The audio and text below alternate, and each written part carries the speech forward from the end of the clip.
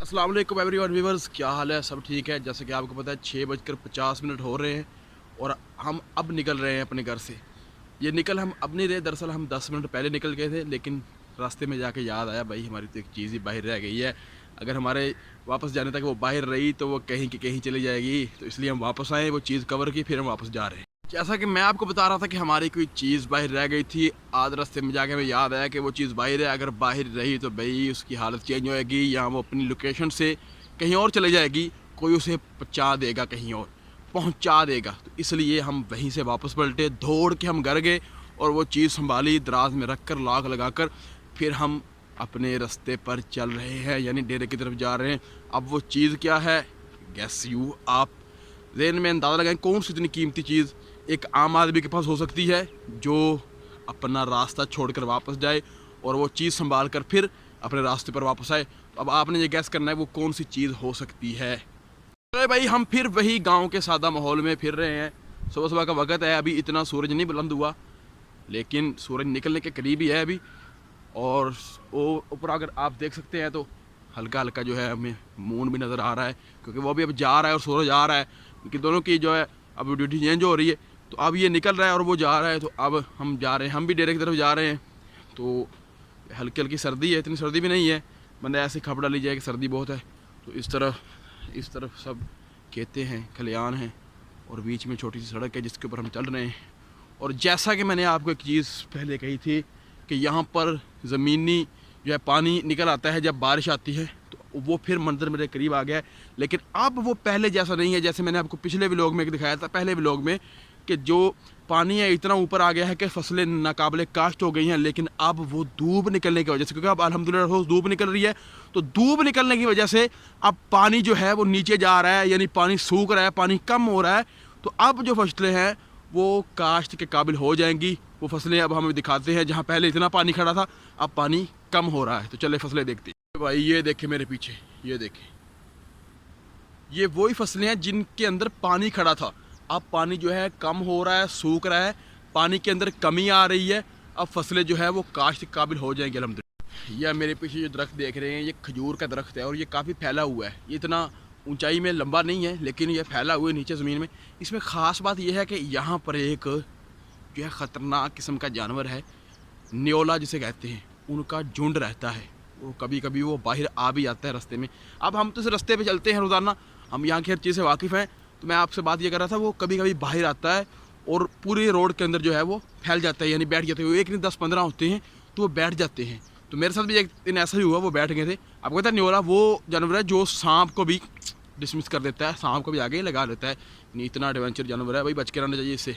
तो भाई ये देखें, ये भी वही फसल है जो मैंने आपको दिखाई थी। यहाँ पर भी पानी था, लेकिन अब यहाँ पानी नहीं है, पानी सूख गया, लेकिन मिट्टी गीली है, भीगी हुई है।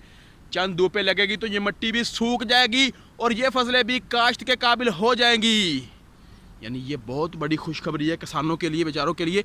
यानी जिनके इतने इतने एकड़ हैं वो पानी से भरे हुए हैं, लेकिन अब पानी सूख रहा है, तो अब उनकी मौजें लग जाएंगी। वैसे ना कभी कभी दिल करता है कि गाँव छोड़ जाएँ, किसी शहर में जाकर जो है वो छोटा सा घर ले ले और वहीं पर रहें, वहीं पर अपना जो है काम वाम करें। लेकिन जब ये सोच आती है, साथ ही फिर कुछ और सोचे भी आती है, भाई शहर में ये चीज़ें नहीं मिलेगी। यानी हर तरफ सब्ज़ा, हर तरफ जो है वो सब्ज़ बागात और जो है जानवर वगैरह और चिड़िया का जो है सुबह सुबह चहक और परिंदों की जो है आवाज़ें और आहट उनकी, ये भाई नहीं मिलेगी। इसलिए ये चीज़ें जो है ना, ये खेत खलियान और जानवर और हल्के हल्के छोटे छोटे बागात और सब्ज़ियाँ कुदरती, ये चीज़ें अब गांव से हिलने नहीं देती। वगैरह दिल करता है कि चले जाएं, लेकिन अब ये चीज़ें जो है ये दिलो दिमाग में समा गई हैं। ऐसा मैंने आपको पहले व्लॉग में दिखाया था कि हमारे करीब एक भट्ठा वाक़या था। भट्ठा मालकान ने, जब उनके ठेकेदार चले गए तो उन्होंने उसकी मिट्टी उठवानी शुरू कर दी, इस गरज से कि हम इसमें फसल काश्त करेंगे।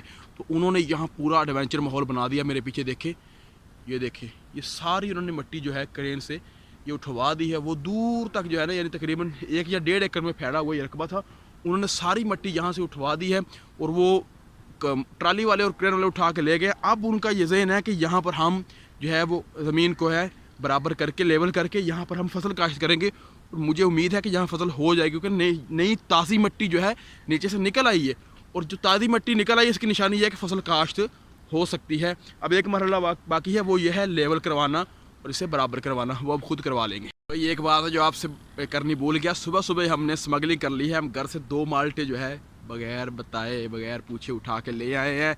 एक हमने खा लिया और एक हमें रहता है खाने वाला। ये दरअसल मसला ये है कि सुबह सुबह जब हम माल्टा खाते हैं, ऑरेंज खाते हैं, ये ठंडा होता है और जब ये मैदे में जाता है तो मैदे की गर्मी जो है आउट होती है, निकलती है। इसलिए सुबह सुबह इस तरह के फल वगैरह खाने चाहिए, ठंडी चीज़ें खानी चाहिए ताकि मैदे की गर्मी आउट हो जाए। और जो आपसे बात पहले की है कि स्मगलिंग कर ली भाई, घर से अपने से उठाया है, तो वहाँ किसे पूछना था, मजाक कर रहा था। कल जब मैं शाम को डेरे पे आया, यानी कैन देने के लिए और सामान देने के लिए, जैसे कि हम पिछले ब्लॉग में बताया था, तो मैं डेरे पे आया तो तकरीबन मैं 15 से 20 मिनट वहाँ बैठा, लेकिन वहाँ बाबा मौजूद नहीं था। उसकी बाइक खड़ी थी और बाकी सारी चीज़ें वहाँ थी, लेकिन बाबा वहाँ मौजूद नहीं था, पता नहीं कहाँ गया था। फिर मैं वहाँ 15 से 20 मिनट बैठकर ऊपर से राउंड लगाकर मैं वापस आ रहा था, तो यहाँ जहाँ मैं खड़ा हूँ इस जगह आकर मुझे वो सामने पीछे, इधर से डेरा नज़र आता है ना, वहाँ सामने पीछे मुझे नज़र आया कि बाबा अपने डेरे की जानिब जा रहा है खेतों से निकल के। तो मैंने उसे यहाँ से आवाज़ दी तो उसने मुझे वहाँ से हाथ लाया, तो मैंने भी हाथ लाया, तो उसने कहा था खैरियत से आए थे, तो मैंने कहा खैरियत से आए थे। यानी कि अब यहाँ से फासला है जो काफ़ी दूर है, लेकिन हमने आवाज़ से एक दूसरे से रब्ता जोड़ लिया और हमने बात भी कर ली। भाई जैसा कि मैंने अपना ऑरेंज जो है वो ऊपर से छिलके उतार लिए, यानी जैसे कहते हैं छील लिया है, लेकिन एक मसला है कि यहाँ कुछ लोग कहते हैं कि जो ऊपर वाइट जल्ली होती है ये भी उतारनी चाहिए, और कुछ लोग कहते हैं नहीं ये खानी चाहिए। अब ये उतारनी चाहिए खानी चाहिए, इसमें क्या फ़ायदेमंद है आप मुझे कमेंट में बताइएगा। तो कहता शाह जी इत्थे हुसन विकदा वा, बंदियां दी कोई पुछदा बात नहीं, ते ਜਿਹੜੇ ਬਣਦੇ ਆ ਪਿਓ ਪੈਸਿਆਂ ਦੇ, ਸਾਡੇ ਕੋਲ ਉਹਨਾਂ ਦੀ ਕੋਈ औकात नहीं।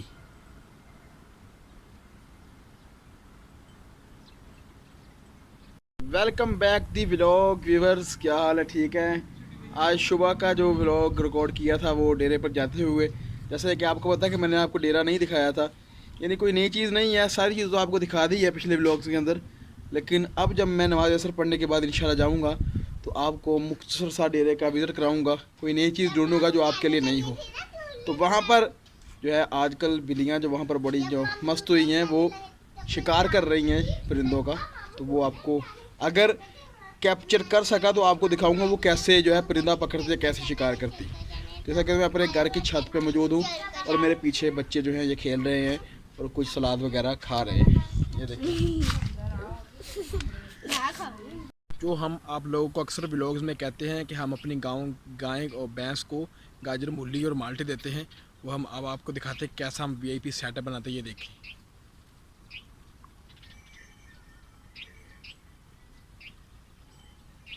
यानी ऐसा सेटअप बना के हम अपनी भैंस को खिलाते हैं कि उसे खाने में मज़ा आ जाता है, हमें खिलाने में मज़ा आ जाता है।